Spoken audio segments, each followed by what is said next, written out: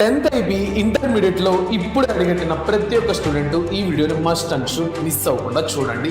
ఈ వీడియో చివరి వరకు చూస్తే అవును కదా మనం ఇలానే చేసాం కదా, ఇలా చేసినా మనకు మ్యాథ్స్ ఎందుకు హార్డ్ అనిపిస్తుంది అనే ఒక రియలైజేషన్ మీకు వచ్చి మరి అలా అనిపించకుండా మ్యాథ్స్ ఈజీగా చేసుకోవాలంటే ఎలాగా అనే క్వశ్చన్కి సమాధానం కూడా మీకు దొరుకుతుంది. Welcome to Vedantu IP and website. నేను మీ మాస్టర్ టీచర్ రూపేష్ పూతలపట్టు. జనరల్గా మ్యాథ్స్ అంటే డిఫికల్ట్గా ఫీల్ అయ్యే చాలా మంది స్టూడెంట్స్ కూడా ఎంపీసీ తీసుకుంటారు. ఎందుకంటే ఎంపీసీ మీద ఇంట్రెస్ట్తో, ఇంజనీర్ అవ్వాలనే కోరికతో. మ్యాథ్స్ని ఈజీగా ఫీల్ అయ్యే స్టూడెంట్స్ కూడా 10th 100 తెచ్చుకున్న స్టూడెంట్స్ కూడా ఎంపీసీ తీసుకుంటారు ఇంజనీర్ అవ్వాలనే కోరికతో. కానీ ఆ 2 కేటగిరీ ఆఫ్ స్టూడెంట్స్ ఇంటర్మీడియట్లోకి అడుగెట్టిన వెంటనే తొందరగా రియలైజ్ అయ్యేది ఒకటే, 10th మ్యాథ్స్ ఇంటర్ మ్యాథ్స్ ఒకలా లేదు అనేసి. అది అక్షరాల నిజం. నువ్వు 10th వరకు ఏదైతే మ్యాథ్స్ చదువుకున్నావో, ఏవేవైతే 8 మార్క్స్ 6 మార్క్స్ ప్రాబ్లమ్స్ సాల్వ్ చేసావో అవన్నీ బేసిక్స్. ఇది అక్షరాల నిజం. నువ్వు ఇంటర్మీడియట్లో చూసే మ్యాథ్స్ చాలా హెవీగా ఉంటుంది, చాలా డెప్త్ ఉంటుంది.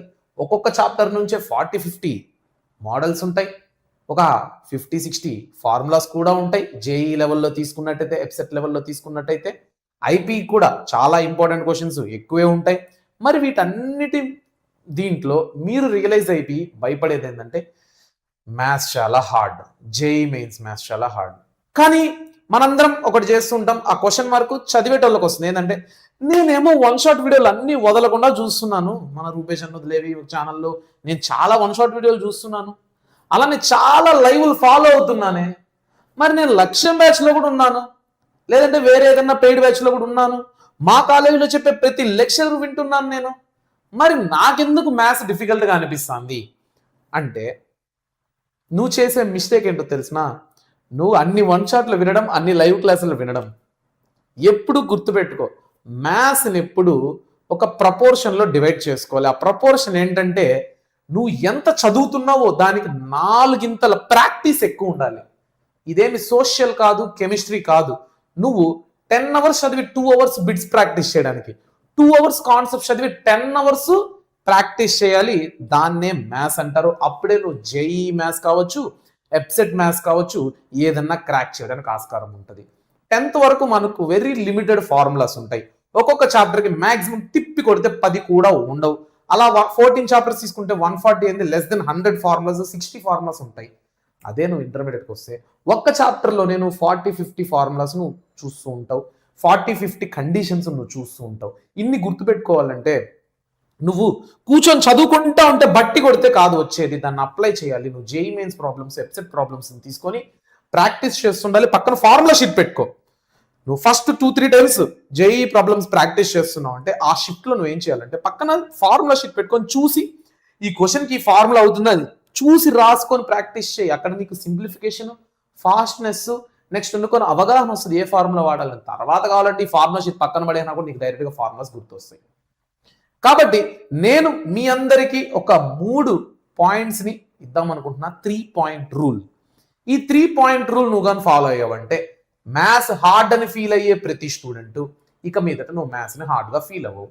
నేనేవో కొత్త పాయింట్స్ ఇవ్వట్లేదు, మన లైఫ్ స్టైల్లో మనం మ్యాథ్స్ కోసం స్పెండ్ చేసే టైమింగ్స్ని అలా మెకానిక్ లెక్కన సెట్ చేయబోతున్నా అంతే. సో ఈ వీడియోని ఈ క్షణం వరకు చూసిన వాళ్ళు ఒకసారి లైక్ చేసి, షేర్ చేసి, సబ్స్క్రైబ్ చేయండి.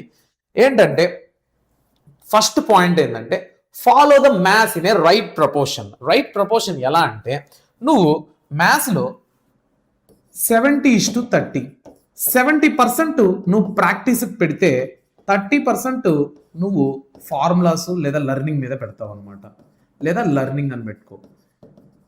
ఈ ప్రపోర్షన్ కానీ నువ్వు బ్యాలెన్స్ చేయలేకపోతే నువ్వు మ్యాథ్స్లో ఫ్లాప్ అవుతావు. ఇది 10th మ్యాథ్స్ కాదు, ముందే చెప్తున్నా, ఇంటర్మీడియట్ మ్యాథ్స్. ఇంటర్మీడియట్ మ్యాథ్స్ అంటే స్టేట్ లెవెల్ అనుకోకు, ఇది పుష్ప లెక్కన నేషనల్ లెవెల్, ఓకేనా?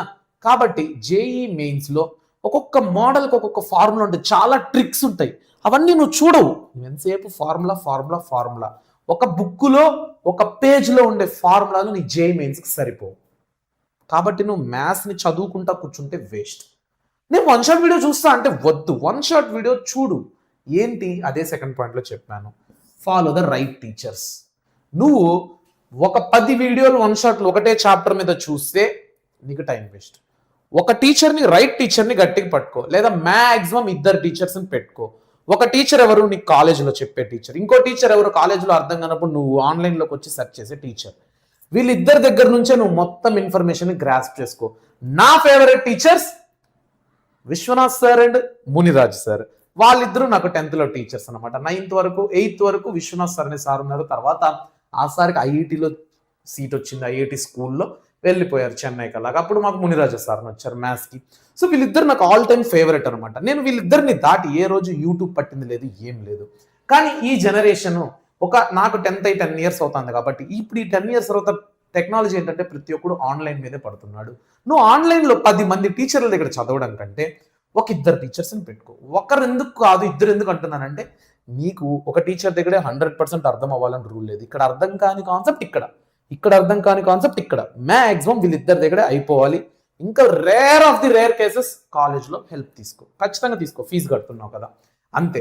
సో నువ్వు రైట్ ప్రపోర్షన్ 70% ప్రాక్టీసే ఉండాలి నువ్వు మ్యాథ్స్ కోసం పెట్టే టైంలో. అలానే 30% ప్రతిరోజు రివిజన్ కూడా ఉండాలి.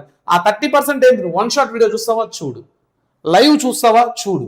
అంతేగాని నేను లైవ్ చూసేసినా 1 shot చూసేసినా I'm perfectly all right in maths అనుకుంటే మాత్రం కష్టం. ఓకేనా? సో ఇది 2-point rule. 3rd point, major important point, good books ఏంటో తెలుసుకో. జేఈఈ మెయిన్స్ మార్కెట్లో హైప్ ఉండి బ్రాండ్ ఉండే బుక్సే కొనాలని రూల్ లేదు. వాడు అడ్వర్టైజింగ్కి ఇచ్చుకో ఉంటాడు హైప్. ఆ అడ్వర్టైజింగ్ వల్ల హైప్ వచ్చి ఉంటుంది, నువ్వు కొనేస్తే ఏం లాభం? సో ఏదన్నా ఒక బుక్ షాప్కి వెళ్ళినప్పుడు 10 నిమిషాలు, అరగంట అక్కడ ఉండి ఆ బుక్ ఓపెన్ చేసి నీకు నచ్చిన కాన్సెప్ట్ ఓపెన్ చేసి, నీకు వచ్చిన కాన్సెప్ట్ ఓపెన్ చేసి, నీకు వచ్చిన ప్రాబ్లమ్ని చూడు, దానికి ఎక్స్ప్లెనేషన్ ఎలా ఉందో చూడు. అర్థమయ్యేలానా ఉందా? నీకు వచ్చిందే కదా, అర్థమయ్యే లెక్కన ఉందా, నీ మైండ్ని మ్యాచ్ చేసేలా ఉందా, అప్పుడు ఆ బుక్ని తీసుకో. అలాగా జేఈ మెయిన్స్లో నువ్వు ఏం చదువుతున్నావు అనేది మ్యాటర్ కాదు, నీ దగ్గర ఉండే సోర్స్ కూడా మ్యాటర్. యుద్ధంలో నువ్వు వీరుడే కానీ నీ దగ్గర బాణంలు అయిపోతే, లేదా సరైన బాణం లేకుండా విరిగిపోయిన బాణం ఉంటే నువ్వు ఎలా యుద్ధం చేయగలుగుతావు?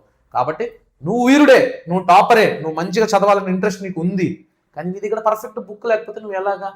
ఏదేదో బుక్లు, ఏ టీచరో సజెస్ట్ చేశాడు, ఆయన రాసిన బుక్ అంటాడు, లేదంటే కాలేజ్లో ఇన్ని ఇస్తారు, ఇన్ని ఒక ఇయర్కి. సో అలా కాదు. నేను మీ అందరికి ఏం చెప్పాలనుకుంటున్నానంటే, try to select good books. దాన్ని హెల్ప్ ఎక్కడ తీసుకోవాలంటే నీ టీచర్స్. నువ్వంటూ నమ్ముతావు కదా, నువ్వు నాకు వీళ్ళే ఫేవరెట్ మాస్టర్ టీచర్ అని, వాళ్ళని అడుగు, they will suggest you. And నేను కూడా ఖచ్చితంగా బుక్స్ని సజెస్ట్ చేసే వీడియో చేస్తాను. If you want that suggestion from మీ, నాకు కమెంట్ సెక్షన్లో కమెంట్ చేయండి. రైట్ బుక్స్, పర్ఫెక్ట్ బుక్స్ ఏంటో నేను ఒక వీడియో అయితే మీకోసం చేయడం జరుగుతుంది. ఈ 3-point రూల్ ఎవరైతే ఫాలో అవుతారో మీరు మ్యాథ్స్ని జేఈ మెయిన్స్లో క్రాక్ చేయొచ్చు. కొన్నిసార్లు విలన్ చాలా పవర్ఫుల్ అయితే వాటితో ఫిజికల్గా యుద్ధానికి వెళ్ళి మనం ఓడించకూడదు, మెంటల్లీ ఓడించాలి. అలానే జేఈఈ మెయిన్స్ మ్యాథ్స్ అనేది చాలా అంటే చాలా డేంజరస్. అంత డెప్త్గా ఉన్నప్పుడు దాన్ని హార్డ్ వర్క్తోనే కాదు, ఇలాంటి స్మార్ట్ వర్క్తో కూడా మనము ఎదుర్కోవాల్సి ఉంటుంది. ఓకేనా? This is the thing from my side. ఈ వీడియో మీకు నచ్చినట్టయితే లైక్ చేసి, షేర్ చేసి, సబ్స్క్రైబ్ చేయండి. మీకు ఇంకేమన్నా సజెషన్స్, మీకు ఏమన్నా కావాలనుకుంటే కమెంట్ సెక్షన్లో కమెంట్ చేయండి. ఇక మీదట ఎక్కువ లైక్లు ఏ కమెంట్కి వస్తే దాన్నే తీసుకొని నెక్స్ట్ వీడియోగా నేను వస్తాను. అప్పుడే డెమోక్రసీలా ఉంటుంది. ఓకేనా? బాయ్.